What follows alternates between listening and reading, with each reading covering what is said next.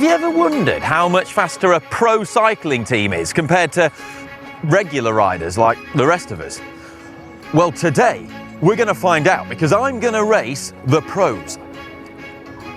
All of the pros. It's the 5th edition of the UAE Tour. We're in Abu Dhabi, and today is the team time trial. It's 17 kilometers long, and we've been given special permission to ride the same 17-kilometer course as the pros just before they do it. So we're going to find out how much I get destroyed by the best riders in the world.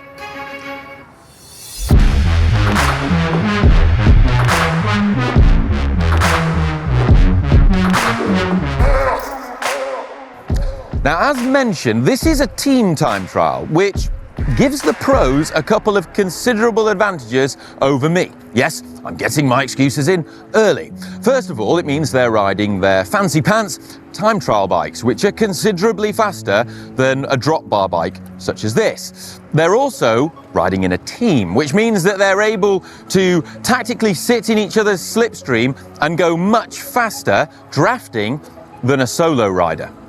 I've got no friends. I mean, I'm riding solo today, and I'm on a regular drop bar bike. Yeah, it's a really nice bike, but it's no match for a TT bike.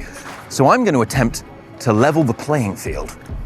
I've sneakily managed to recruit one of the race motorbikes. I've paid the driver of said motorbike an undisclosed sum, and he's agreed in return to motor pace me around the circuit. How will motor paced amateur me get on against the World Tour, the entire World Tour? Let's find out. A bit nervous about this, but it's proper exciting. Getting to ride the actual same course just before the pros set off. How cool is that? Through the port here in Abu Dhabi. But I've got my work cut out, because the race organisers predict how long the pros are going to take. And they reckon that they're going to complete it in around 18.5 minutes, which is like proper high 50s kilometers an hour, almost 60 kilometers an hour. Like, hope I don't get caught.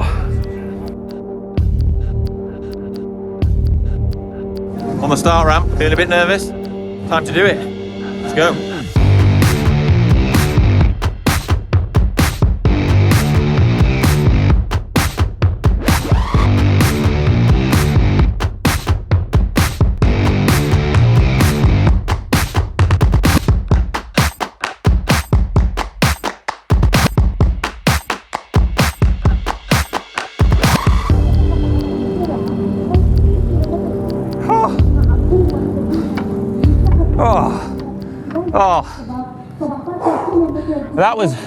That was tough, but I didn't get caught by the pros, and that means I'm provisionally in the hot seat with the fastest time.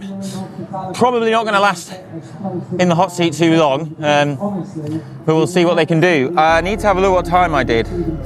Just like when we're going around that circuit, it's a lot of wind. It's by the sea. Out is headwind, across there it's just crosswind out and back, so that's going to be tough for the riders. Coming back, amazing tailwind down there, but then you hit this really tight corner. Loud motorbike. But you hit a really tight corner down there, which kills all your speed, and then you're into a false flat. So in a team time trial scenario, like if you're got faster riders than you and you're one of the slower ones in the team, or you're not as quick at cornering, out that back corner towards the end, you could really suffer, and you know the whole team has to get across the line. So I'm glad I'm not doing it for real.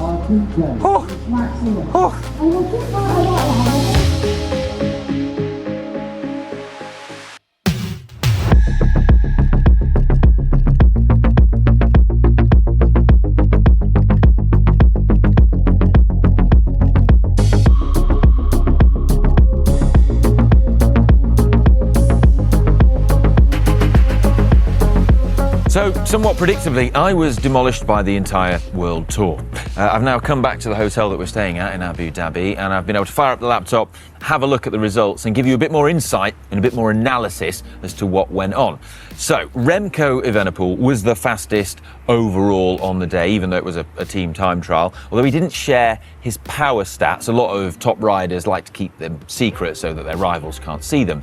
But the highest placed rider who did share his power stats was Sam Welsford from DSM, who averaged a whopping 394 watts on that course, which is huge. I mean, that's, to put that in perspective, that's almost 25% more than what I averaged. So, you know, these guys are seriously, seriously strong.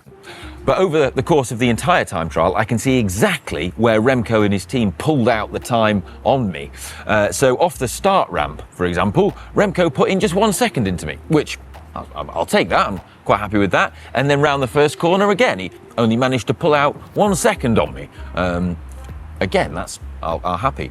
Over the course of the first straight, I was able to actually hold the gap down, and we were consistent. It was still only 2 seconds lead. However, when we went through the first roundabout, Remco and co pulled out 7 seconds onto me. They were much better at holding their speed through the twisty roundabout, whereas I wasn't, and then lost a lot of speed and then had to accelerate back up to race speed again, which is a lot less efficient. And this highlights one of the areas in which these top World Tour pros are much better than the rest of us. It's not just their fitness and their power output, it's also their bike handling skills and how fast they can go around corners.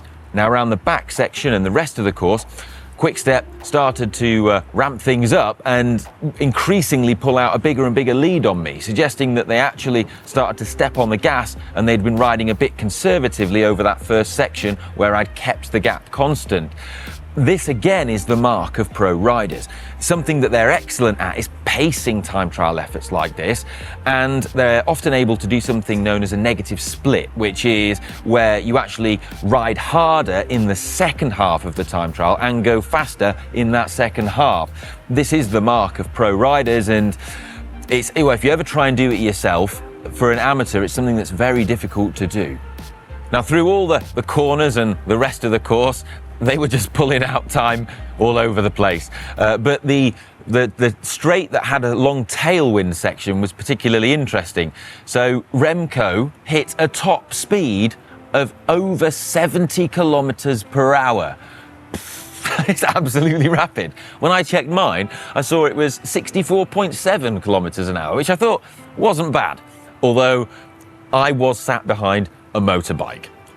Although, to be fair, Remco's teammates probably said the same thing.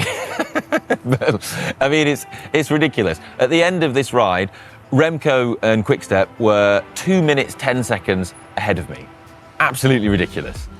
So there you have it. I mean, even with a motorbike sat on the front breaking the wind for me, the world's best still come out on top. I mean, these guys are supreme athletes.